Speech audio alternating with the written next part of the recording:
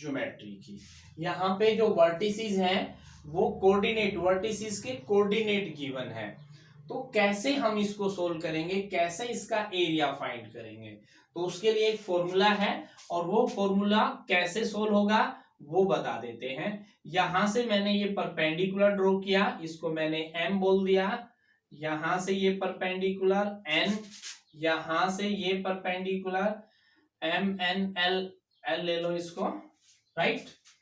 ऐसे ही ये परपेंडिकुलर, यहां से ये परपेंडिकुलर, यहां से ये परपेंडिकुलर और यहां से ये परपेंडिकुलर, राइट। इसका भी कोई नाम दे दीजिए, क्या नाम दे दें, ABC हो गया, XYZ हो गया,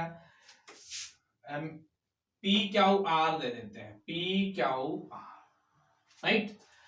अब देखिए ट्राइंगल हमें फाइंड करनी है का एरिया, ट्राइंगल का एरिया इसका ABC का। हम यहां पे देख पा रहे हैं कि AMNB यानी, या B ले लो, BAMN ये ट्रेपीजियम है।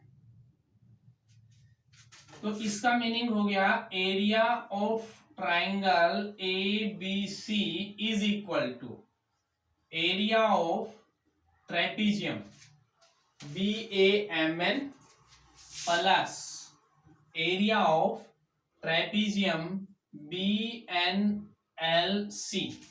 BNLC, right. उसमें से हम माइनस कर दें, ये पैरेलल लाइन है, trapezium AMLC, area of AMLC, simple सी चीज है। ये ट्रेपीजियम बन रही है, इसमें ये पैरेलल लाइन है, डिस्टेंस बिटवीन ये आ जाएगा। ऐसे ये ट्रेपीजियम बन रही है, ये पैरेलल लाइन है, क्योंकि वन पेयर पैरेलल होना जरूरी होता है ट्रेपीजियम में, और ये उसके बीच का, पैरेलल लाइन के बीच का डिस्टेंस आ जाएगा। तो हम इसका एरिया फाइंड करेंगे, इसका एरिया फाइंड करेंगे, तो ये कंप्लीट एरिया यहां से यहां तक ये कंप्लीट एरिया आ जाएगा। उस कंप्लीट एरिया में से यदि इस ट्रेपीजियम का एरिया माइनस कर दें, AMLC ट्रेपीजियम है, इसका एरिया यदि हम माइनस कर दें तो क्या मिलेगा हमें मिलेगा ABC का एरिया, ABC का एरिया मिलेगा, राइट। तो कर दीजिए, कैसे करेंगे, ट्रेपीजियम, ये ट्रेपीजियम है, इसका एरिया कैसे होगा, half into sum of the parallel side. Parallel side एक तो ये है और एक ये है, ये क्या है y1 है और ये क्या है y2, इसकी लेंथ। तो ये हो गया y1 plus y2 into distance between parallel line, यानी ये डिस्टेंस कितना होगा x2 minus x1, x2 minus x1 plus next में है हाफ इस वाले का, इसका क्या आएगा y2 plus y2 plus y3 sum of the parallel side into distance between this parallel line. तो ये बन गया हमारे पास एरिया ऑफ ट्रेपीजियम माइनस किसका AMLC ट्रेपीजियम का एरिया। इसमें पैरेलल कौन से हैं, ये दोनों पैरेलल हैं, तो sum of parallel side y1 plus y3, क्योंकि ये डिस्टेंस y1 है ये y3 है, इनटू इसके बीच का डिस्टेंस, तो ये क्या है x3 और ये x1, तो x3 माइनस x1, राइट। अब इसको सिंप्लीफाई कर लीजिए, मैं एक काम करता हूं हाफ कॉमन ले लेता हूं, कॉमन ले लिया, y1 यहां पे है, y1 इसके साथ मल्टीप्लाई होगा तो उसको भी कॉमन ले लेते हैं, हाफ मैंने पूरे का कॉमन ले लिया और y1 मैंने कॉमन ले लिया यहां से, y1 इससे मल्टीप्लाई होगा, y1 इससे मल्टीप्लाई होगा, तो क्या मिलेगा मुझे x2 माइनस x1 माइनस ये वाला part x3 minus x1, okay. फिर हम ले लेते हैं ये क्लोज y2 का केस, तो y2 में क्या मिलेगा x2 माइनस x1 ये वाला पार्ट, और y2 का ये प्लस में है तो ये प्लस में, plus x3 minus x2, right, ये क्लोज। अब हम लेते हैं y3। y3 में क्या आएगा, y3 एक तो ये है x3 माइनस x2 और माइनस ये लास्ट वाला x3 minus x1। Okay, last में वो क्लोज हो जाएगा। क्लियर। अब इसको और सिंप्लीफाई करो। सिंप्लीफाई करेंगे तो क्या मिलेगा, हाफ, राइट। ये ब्रैकेट ओपन होगी, ये माइनस ये प्लस, तो प्लस प्लस कैंसिल, क्या मिलेगा हमें, y1 into x2 minus x3।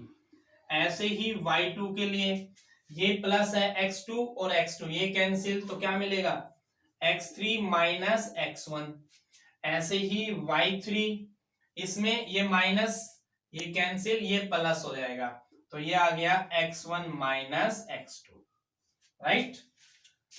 अब इसको अरेंज कर लीजिए, इसको और सिंप्लीफाई करेंगे तो हाफ इनटू ये बनेगा x1 y2 minus y3 plus x2 y3 minus y1 plus x3 y1 minus y2, ये बनेगा हमारे पास, राइट।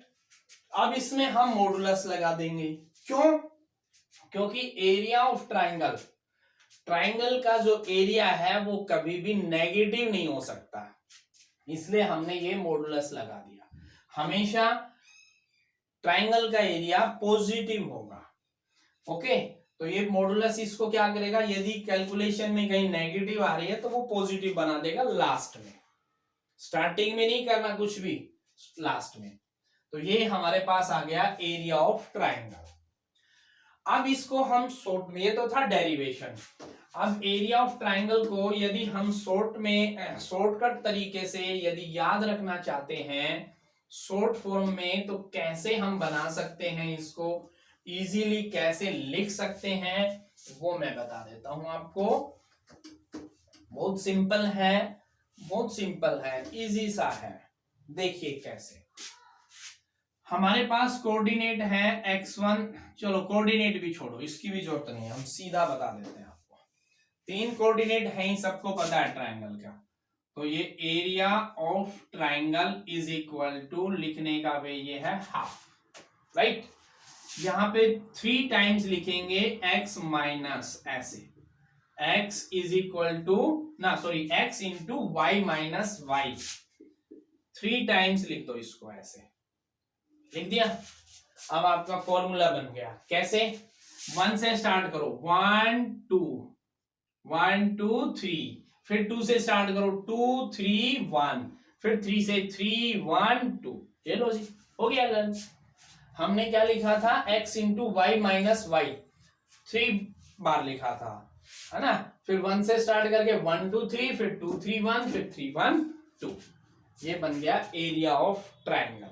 यानी कोई भी ट्राइंगल है उसके वर्टिसेस गिवन है, तो वो वर्टिसेस की वैल्यू इस फॉर्मूले में पुट करेंगे और उसका एरिया हमारे पास आ जाएगा। यदि एरिया ऑफ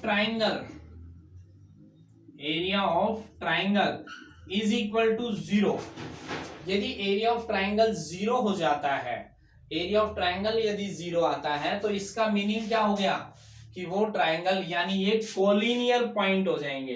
क्योंकि मान लीजिए ये ट्राइंगल है, यहां ये 0 होने का मतलब हो गया यहां स्पेस है ही नहीं है, तो ये कोऑर्डिनेट कहां गया, ये कोऑर्डिनेट यहां पे आ गया, सी पे आ गया, क्योंकि ट्राइंगल बनी ही नहीं, और ट्राइंगल नहीं बन रही, तो इसका मीनिंग हो गया यदि एरिया 0 है तो इसका मीनिंग है कि ये कोलिनियर है।